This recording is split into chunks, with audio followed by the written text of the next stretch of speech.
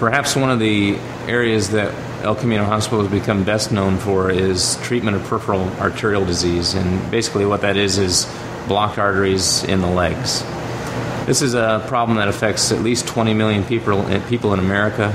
It's thought to impact 5 to 10% of individuals 55 years of age and older, and is probably the strongest marker of risk for heart attack and stroke in patients in America.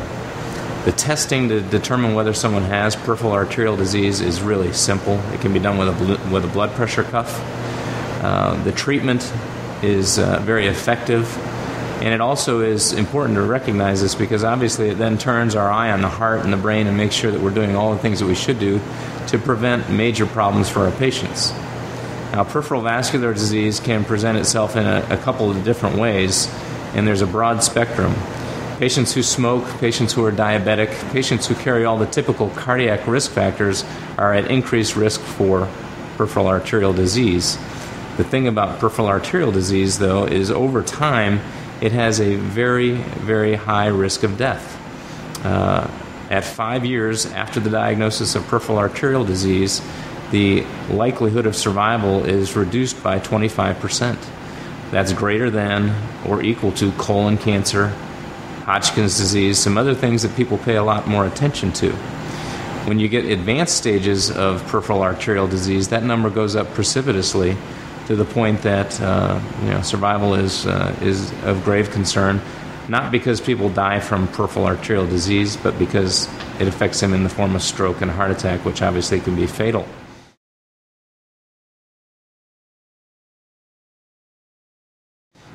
Patients that have this problem oftentimes complain of fatigue, tiredness, or discomfort in their legs. The typical pattern is they can walk a certain distance, after which they have to stop because their legs really won't allow them to go any further. They rest for a few minutes, and the blood recirculates in the legs. They resume their walking and can go a similar distance before stopping again. A lot of times this problem is blamed on old age, on immobility, on living a sedentary life. Some people think it's arthritis. It can affect the hip, the buttocks, the thighs, more commonly the calf muscles and the feet. But these are problems that tend to come on very slowly, so people don't pay attention to them as much as getting a cold where something's wrong all of a sudden.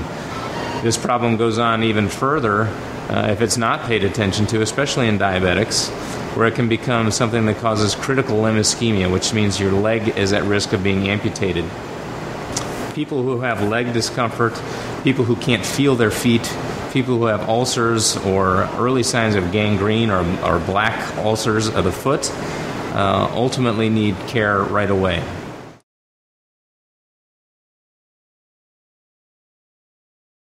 At El Camino, we've been extremely effective at treating these problems, taking the patients who have claudication or simple lifestyle limitations and restoring adequate blood supply to their legs so that they can roam freely and be well.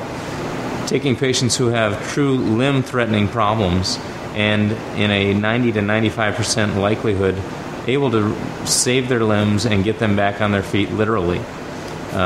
When people get to the point that they require or undergo an amputation, the mortality increase in those folks is pretty severe. Greater than half of those folks are dead within a couple of years because of the loss of mobility, because of the density of plaque that's in their body. And so this is a very important problem to pay attention to.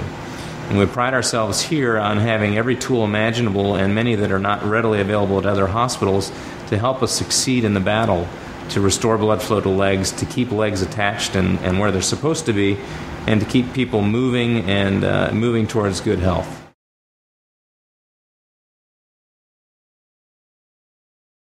So the key to success really in treating blocked arteries in the legs is you need to find somebody who's very experienced, and you need to go to a center that has every tool imaginable.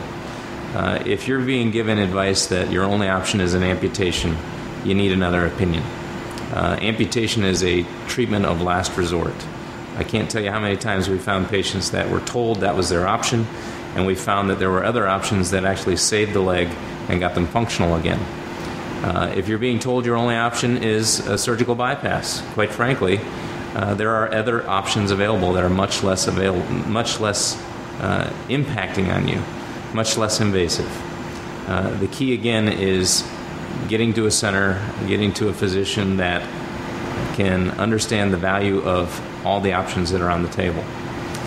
The key here is we're happy to work with any physician, any discipline. We do this on a regular basis.